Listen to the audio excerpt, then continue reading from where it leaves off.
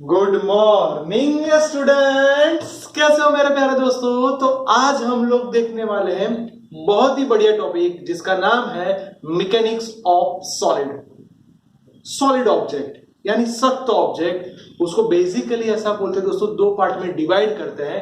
First one is hard object and the second one is rigid object. आप लोगों ने previous lecture के अंदर रिजिड लेक्चर यानी रिजिड बॉडी जो होती है वो समझ लिया है कि उसका शेप और साइज चेंज नहीं होगा, जबकि हार्ड है वो एक्सटर्नल फोर्स के कारण उसके साइज एंड शेप में चेंज हो सकता है। यानी दोस्तों क्या हुआ कि आपको समझना है कि हम किसी भी ऑब्जेक्ट पे फोर्स लगाते हैं तो उसमें क्या क्या चेंज होता रहता है। वही चीज को हमें बहुत ही बेहतर तरीके से समझना पड़ेगा। उसको समझने के लिए मैं बोलता हूं कि सर आपने जब भी ऑब्जेक्ट पे एक्सटर्नल फोर्स लगाया तो एक्सटर्नल फोर्स के कारण क्या होता है, अगर उसकी लेंथ चेंज होगी, शेप चेंज होगा और कई बार उसकी साइज भी चेंज हो जाएगी। यानी एक्सटर्नल फोर्स की ये इफेक्ट रहती है। एक सिंपल सी बात बोलूं, ये हमारे ठीक है, इसको खींचा, शेप चेंज हो गया, छोड़ दिया, वापस आ गया। क्यों ये वापस आ गया, वो वही पोजीशन में नहीं रहा? क्योंकि दोस्तों इसके अंदर एक बहुत ही बढ़िया प्रॉपर्टी होती है, जो प्रॉपर्टी को हम इलास्टिसिटी बोलते हैं।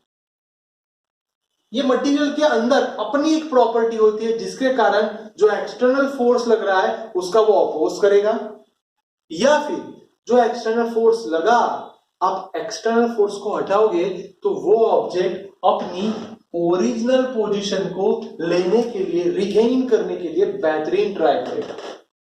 क्या हर एक ऑब्जेक्ट अपनी ओरिजिनल पोजीशन में आ पाएंगे? जैसे कि मेरे पास पेन है, मैंने इसको मोड़ा तो वापस नहीं आ पाएगा। पेंसिल को ताकत लगे टूट जाएगी। यानी दोस्तों इलास्टिसिटी वो भी तीन टाइप से हम डिवाइड कर रहे हैं। First one is totally elastic object, यानी एक्सटर्नल फोर्स लगा दिया, जैसे ही आप एक्सटर्नल फोर्स को रिमूव करेंगे वो ऑब्जेक्ट अपनी इंडिविजुअल पोजीशन वापस आ जाएगा, टोटली वापस आ जाएगा, तो उसे बोलेंगे हम टोटली इलास्टिक ऑब्जेक्ट। सही है दोस्तों, जैसे हमारा इलास्टिक होता है वैसे। पार्शियली फोर्स लगाया, फोर्स को हटाया तो पार्शियली अपनी ओरिजिनल पोजीशन में आएगा, पूरा का पूरा अपनी ओरिजिनल पोजीशन में नहीं आ पाएगा। And the third one is, जैसे ही आपने एक्सटर्नल फोर्स को हटाया तो वो अपनी ओरिजिनल पोजीशन में वापस नहीं आएगा। रिपीट दोस्तों, नहीं आएगा, तो उसे हम बोलेंगे दोस्तों प्लास्टिक। आपको पता होगा मड पुट्टी, बिरला पुट्टी जो हम लगाते हैं उसको प्रेस करते हैं तो उसका शेप चेंज हो जाएगा, वो अपनी ओरिजिनल पोजीशन वापस नहीं आएगा। जैसे जैसे फोर्स लगाओगे वैसे उसके अंदर चेंज आता जाएगा। तो तीन बढ़िया टाइप हो गए। सर ये क्यों होता है? क्योंकि दोस्तों उसके अंदर रिस्टोरिंग फोर्स जनरेट होता है। अब ये फोर्स को समझना है तो साइंटिस्ट लोगों ने एक क्रिस्टल ले लिया, उसमें जो दो मॉलिक्यूल्स है उनके बीच में एक स्प्रिंग जैसा एज्यूम किया कि आपने फोर्स लगाया तो स्प्रिंग कंप्रेस होगी, जैसे ही फोर्स को हटाओगे वापस आ जाएगी। यानी उन्होंने स्प्रिंग बॉल मॉडल एक्सप्लेन कर दिया। ये जो स्प्रिंग बॉल मॉडल है वो ये इलास्टिक ऑब्जेक्ट के लिए बेहतरीन कंसेप्ट हो। दोस्तों ऐसा ही नहीं है कि इसको बोल दिया हो गया, क्योंकि हर एक के अंदर जो फोर्स लगेगा आप जानते हो अकॉर्डिंग टू केमिस्ट्री ये inter molecule, inter atomic force भी हो सकता है। इसका मतलब दोस्तों कि जैसे आपने फोर्स को हटाया वो अपनी ओरिजिनल साइज और शेप को लाने के लिए ट्राई करेगा। तो ये जो रिस्टोरिंग फोर्स है उसको दोस्तों हम स्ट्रेस के नाम से जानेंगे, यानी restoring force per unit area. Repeat, restoring force per unit area. तो हो गया हमारा बहुत ही बढ़िया काम, बहुत ही बढ़िया definition. The restoring force per unit area it's called stress. Sir नई फिजिकल क्वांटिटी आई तो उसका एमएलटी बनाना पड़ेगा, यूनिट बनाना पड़ेगा, तो उसका यूनिट न्यूटन पर मीटर स्क्वायर। दोस्तों याद करो पास्कल, ये भी बोल सकते हो, उसका एमएलटी भी रेडी हो गया। रिस्टोरिंग फोर्स हर बार हर एक ऑब्जेक्ट के लिए सेम नहीं होगा, क्योंकि आपने जैसे ही फोर्स लगाया तो साइज, शेप लेंथ में चेंज होगा, इसका मतलब दोस्तों एक नया वर्ड इसके अंदर स्ट्रेन जनरेट हुआ। स्ट्रेन मतलब क्या? The formation of change in dimension of body is called strain. मैं अपने हिसाब से बोलूं तो स्ट्रेन मतलब फोर्स के कारण जो चेंज हुआ divide by its original, change divide by original. Sir वो कैसे? वो इसलिए, अगर मैं लेंथ की बात करता हूं तो चेंज इन लेंथ डेल्टा है, ओरिजिनल लेंथ एल। ये आपको मैंने एग्जांपल लेके बताया, इट्स कॉल्ड एप्सिलॉन एल, यानी लेंथ की बात हो रही है। तो इसका यूनिट भी मीटर, इसका यूनिट मीटर, तो ये यूनिटलेस क्वांटिटी हुई। याद रखना दोस्तों, स्ट्रेन का यूनिट नहीं होता, उसका एमएलटी 000। यानी सर ये कंसेप्ट पक्का हो गया। आपने बोला स्ट्रेन में शेप, साइज और लेंथ की बात होती है, तो उसके कारण दोस्तों आपके 3 अलग अलग पार्ट हो गए। लेंथ की बात कर रहे हो तो उसमें लॉन्गिट्यूडल स्ट्रेस आने वाला है कि सर वो भी कैसा होता है कि मेरे पास एक रॉड है जिसकी लेंथ एल है, एरिया ए है।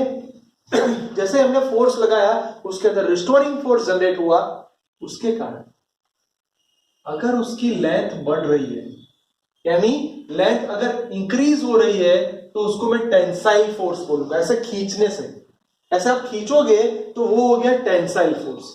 अगर आप उसको कॉम्प्रेस करोगे, दबाओगे, तो ये हो गया कॉम्प्रेसिव फोर्स। सर बात तो वही की वही है। क्या था formula? Sigma is equal to force by area. याद करो, चेंज इन लेंथ वो इंक्रीज भी हो सकती है, डिक्रीज भी हो सकती है, यानी delta L by L. Sir मजा आ गया, लॉन्गिट्यूडल स्ट्रेस स्ट्रेन क्लियर हो गया। शेप में क्या होगा? तो सर नॉर्मल जो फोर्स होता है उससे यहां पे थोड़ा अलग टाइप का फोर्स लगेगा। यही है, मैं उसको यहां से खींच रहा हूं, ये मैंने स्लाइडिंग फोर्स लगाया। दोस्तों समझना, स्लाइडिंग फोर्स, स्लाइडिंग फोर्स के कारण सपोज यहां पे मैंने इस तरफ फोर्स लगाया तो ये इस तरफ मुड़ जाएगा, क्योंकि आप समझ सकते हो कि ये अपोजिट डायरेक्शन में काम करेगा। यस सर, अपने रिस्टोरिंग फोर्स को बोला ही है कि वो फोर्स का अपोज करेगा, यानी इनडायरेक्टली इसको टच होके जा रहा है, शियर होके जा रहा है, इसलिए कई बार इसको शियरिंग फोर्स भी बोला जाता है। तो उसके कारण रिलेटिव डिस्प्लेसमेंट हुआ कि यहां से मुड़ के वो यहां गया, तो रिलेटिव डिस्प्लेसमेंट देखो दोस्तों डेल्टा एक्स। ओरिजिनल हाइट या लेंथ बोलो तो वो लिख दिया हमने ये, तो हमारा शियरिंग स्ट्रेन का फॉर्मूला हो गया change by original. Sir maths वाले बच्चे तुरंत आ गए। मैथ्स वाले बच्चे ये ट्रायंगल को देख सकते हैं, वो लोग क्या बोलेंगे? Change by original, so delta x by h according to maths ये अपॉन ये तो tan थीटा हो जाएगा। अगर ये एंगल बहुत छोटा होगा तो इसको हम अप्रोक्सीमेटली थीटा बोल सकते हैं। But please please please my dear students, ये शियरिंग स्ट्रेस बोला जाएगा, जिसमें आपको कौन सा फोर्स कंसीडर करना होगा? जो उसको टच हुए जाए, कॉम्प्रेसिव नहीं, जो उसको जैसे स्लाइडिंग फोर्स, जैसे स्लाइड फोर्स होगा वो कंसीडर किया जाएगा। तीसरी बात, हाइड्रोलिक स्ट्रेस, यानी सभी जगह से हम उसको इक्वल फोर्स दे रहे हैं, इसको कॉम्प्रेस कर रहे हैं, इक्वल फोर्स दे रहे हो। इसका मतलब दोस्तों यहां पे एक नया वर्ड आएगा जिसको हम बोलेंगे प्रेशर। तो उसके कारण अगर उसका ओरिजिनल वॉल्यूम V है तो change in volume delta V हो जाएगा, तो मेरे पास वॉल्यूम स्ट्रेन रेडी हो गया। 3 टाइप के स्ट्रेन थे, उसमें वॉल्यूम स्ट्रेन रेडी हो गया delta V by V। Suddenly mind में क्लिक हुआ कि सर स्ट्रेस और प्रेशर इक्वल है क्या? नहीं दोस्तों, स्ट्रेस हर एक जगह पे परपेंडिकुलर हो ऐसा जरूरी नहीं है, जबकि प्रेशर का मतलब ही हर एक सरफेस पे परपेंडिकुलर होना चाहिए। प्रेशर परपेंडिकुलर होना चाहिए। दूसरी बात, सर स्ट्रेस है वो वेक्टर क्वांटिटी है, क्योंकि अलग अलग जगह पे अलग अलग होगी, जबकि ये स्केलर हो गई क्योंकि वर्ड आया क्या? परपेंडिकुलर। तीसरी बात, हर एक जगह पे इक्वल इफेक्ट देगा, जबकि स्ट्रेस अलग अलग पोजीशन पे अलग अलग इफेक्ट दे सकता है।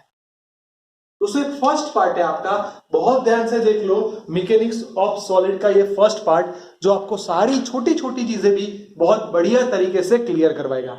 ध्यान से देख लो और एक बार अच्छे से लिख दो मेरे दोस्तों।